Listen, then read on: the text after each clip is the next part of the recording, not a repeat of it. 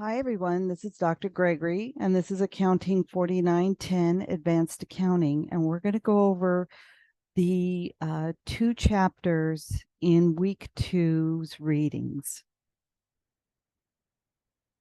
Our first one is going to be information regarding the consolidation of financial information. And basically, it's where we take subsidiaries and parent companies and combine them into a single set of statements. And it's necessary when we have business combinations of two or more companies, and that's per the ARB 51. Now, some of the standards you need to become familiar with regarding business combinations and consolidations is the FASB Topic 805 and Topic 810. And in 810, it also includes the guidance on how we use the acquisition method of accounting when we have consolidations. Now, remember, the acquisition method is where we use the fair value measurement that's used. And remember, in fair value measurement, we will more likely than not have goodwill associated with that combination. Now, you may think to yourself, well, do business combinations really exist? And yes, it's true. Here's a great list of businesses that have consolidated. For example, General Mills consolidated with Blue Buffalo, which is an animal food product company. We have PepsiCo that consolidated using SodaStream International. So companies will acquire part or all of a company.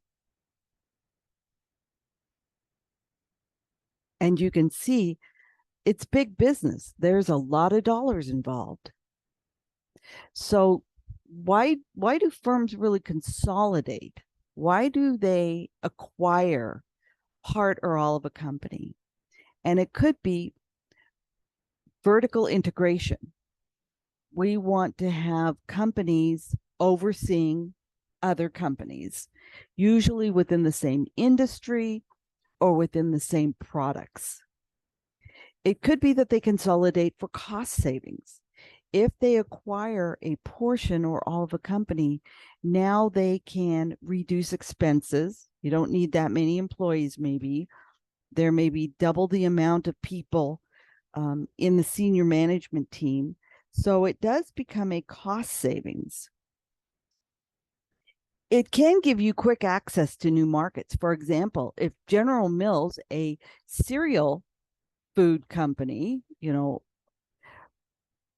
along with other companies, purchases Blue Buffalo, that's an animal product company. So now they've expanded into new markets very quickly by just taking over the market of that subsidiary. They don't have to go out and try to create new products, new technologies, new services, and then try to introduce them into an already competitive market. There could be economies of scale. It might cost less to consolidate companies than it could if the two companies stood alone. It's more attractive financing activities. For example, if you've got one company that consolidates with another company, now you have more capital that you can use if you need financing and growth. You also have feeders to other sources of financing, such as shareholders from the other company into your company, or alignment into other financing institutions where you might get financing easier through the subsidiary's financing institution than perhaps your financial institution. We always are looking at diversification of business risk. Just like people diversify their retirement accounts for balance during times of ups and downs in the economy, companies will spread out and diversify their business risk so they don't have all their eggs in one basket. So if the pet food market declines, General Mills still has its other market areas that will keep its business flowing. And I added this one just because it's common knowledge, but it's not talked about.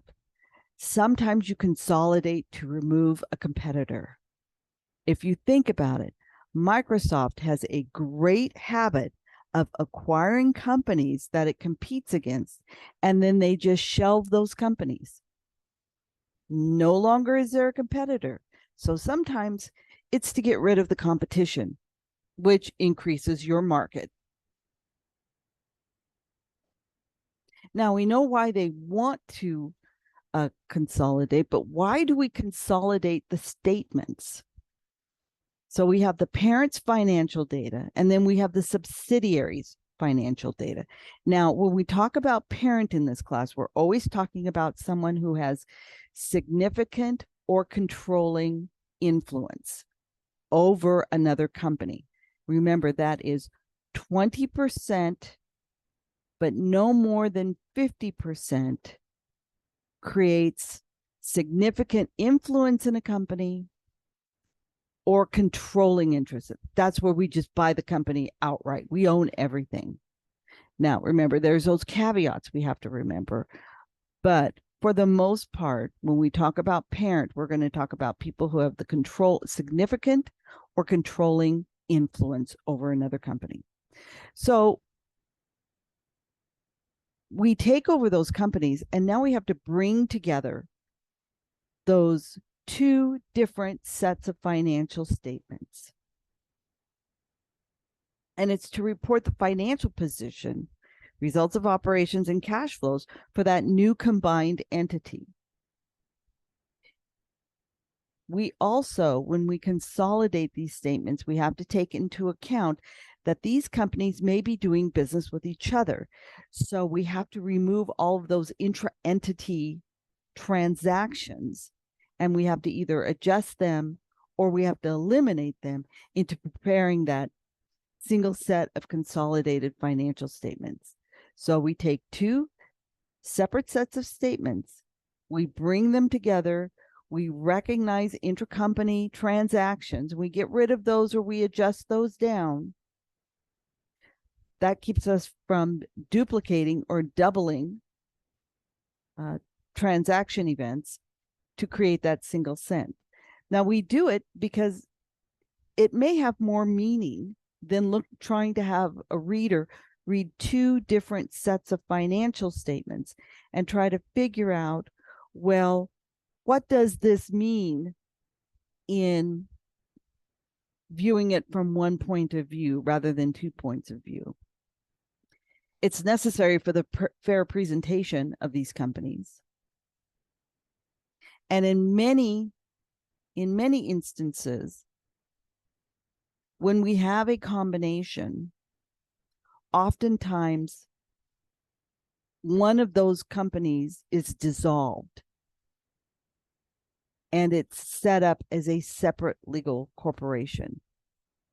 But there is a caveat to that. Accounting is filled with caveats. Some companies remain separate identities and enterprises and accounting systems, and they only periodically combine their statements, but they act as two standalone companies.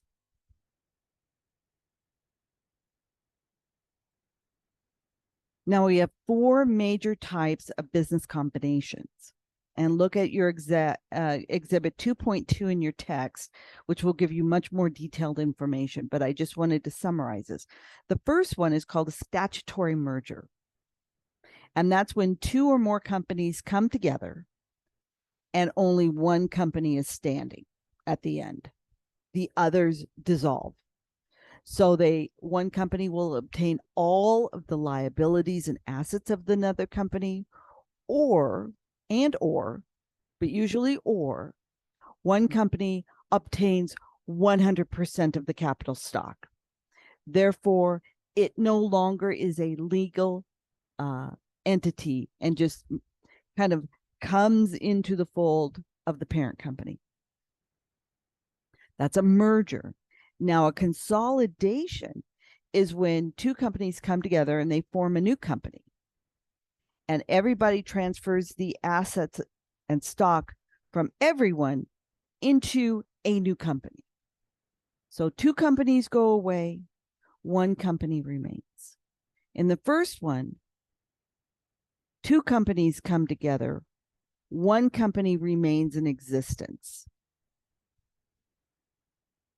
Now, we can have control without any kind of dissolution. It's when that one company takes that legal control, 50.00001% of the voting stock. They now control that company, but each company is going to continue to exist on its own. So they own more than 50% of the voting stock. So they have control, but the companies still exist independently. The final one is what we call the variable interest entity. And that's where control comes to a contractual agreement, such as leases can become a contractual arrangement. Participation rights, guarantees from one company to another. So they become more of a beneficiary to the subsidiary company. They don't own them or control them in the fact that they've acquired stock, but there's an agreement between the two that the parent company is going to provide beneficial interest to the subsidiary company. And like I said, look at Exhibit 2.2 for much more detailed information. Now, as we said, when we have the acquisition method, we must use fair value. So there's 5 steps that we have to come across. Again, your text will detail this out with a lot of really great examples for you to follow, as well as your PowerPoints for each of these chapters. So first, we have to identify who the acquirer is. Who is buying who? And then determine the acquisition date. That's very important because the acquisition date is when everything flips into the accounting system. So we have to know that because sometimes we have to do some amortization, some depreciation, some other steps to make sure that the books at the acquisition date are current. The second thing we have to do is we have to identify and measure, and that's to that acquisition date, the consideration that's being transferred, the assets and liabilities, the voting stock, whatever it is, we have to identify it and then we have to measure it. We do that by identifying and measuring identifiable assets and liabilities. What is actually on the books? There are some things that aren't identifiable, i.e. goodwill. So we have to look at all the identifiable assets and liabilities on the subsidiary's books at that acquisition date. Then we measure any non-controlling interests that might be involved. And finally, at the end, we determine goodwill, an intangible asset, or if we are outright acquiring them 100%, there may be a gain on the bargain purchase. So if the purchase is significantly less than fair value, So fair value is $10 million. We purchased it for $8.9 million. That $1.1 million is going to be a gain on the bargain purchase because it is less than fair value. Or we will determine goodwill, which is going to be your intangible asset that you're going to put on the books. Now, that's the end of chapter 2. Again, your PowerPoints will have a lot more detail. Your text is going to have a lot more detail. I'm just trying to put forth to you the summarization of the information. 3, consolidations that occur subsequent to the date of acquisition. Date of acquisition is 12/31. The consolidation is done maybe February 15th. We like to not do this if we possibly can help it. The problem is there's a lot of issues that come with consolidating after acquisition. Now in chapter 2, we talk about we should do it on the acquisition date. Very important. When we don't, the longer time that exists between acquisition date and consolidation, the more muddy and complex the consolidation becomes. Now you're going to have to do a bunch of consolidation entries. So a lot of companies rely on worksheets, much more sophisticated worksheets truly than a simple Excel spreadsheet, but we use this for teaching purposes. There are software systems that are developed just to help companies go through the consolidation process, because you could have hundreds or thousands of entries involved in a consolidation. But for internal record keeping, we just think of this, we try to think of this a little bit more simplistically. We have to create these worksheets because we have to eliminate the investment accounts. We have to record the subsidiaries' assets and liabilities on the books. We have to combine the revenues and the expenses of that parent subsidiary company, especially when we come to those intra-entity transactions. And our goal is to create that single set of financial statements. So here is an example that you can see where we're looking at the income statement and we're looking at some of the balance sheet accounts. We have Plaza Corp and Square Corp. We have the individualized income statements and balance sheet.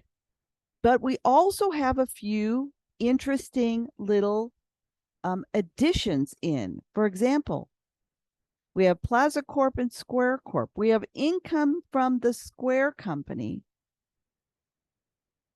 that came into Plaza. Now we have to take it out. That's that intra-company sale that we talk about. And then we have to also take it out of the consolidated net income. We're consolidating. We don't want to duplicate that revenue account there.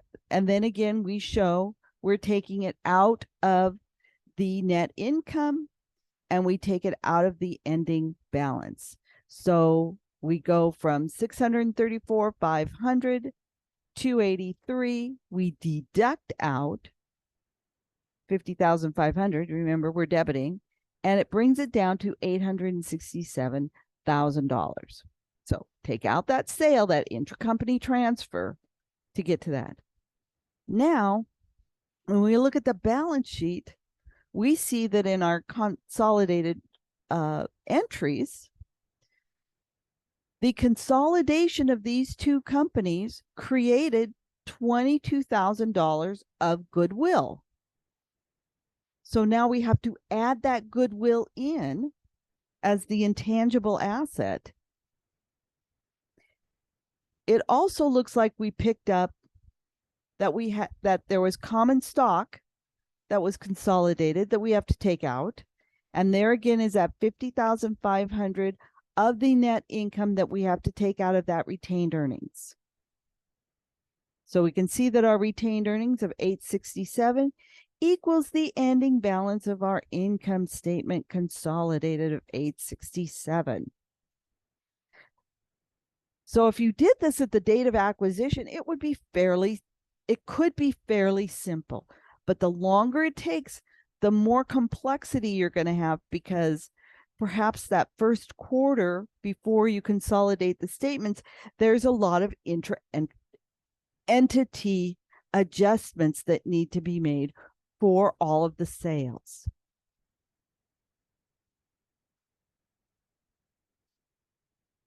Now, internal accounting techniques.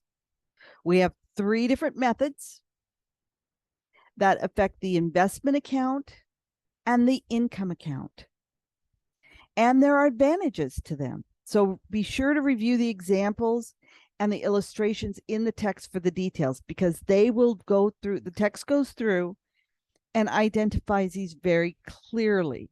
Also, if you look at your PowerPoints that I've posted for the week that come from the text, it will also walk you through a number of different ways that these 3 methods are performed. Now, regardless of which method the parent company chooses, it affects only the separate financial records. It has no impact on the subsidiaries' balances. Remember, the subsidiaries' balances are the subsidiaries' balances. And it doesn't affect amounts reported on the consolidated financial statement to the external users. So it's as we develop that worksheet that we have to be mindful of. So have a great week. Review your text, review those PowerPoint examples for you. I didn't want to go over them because that would be very redundant. And I'll see you in the classroom.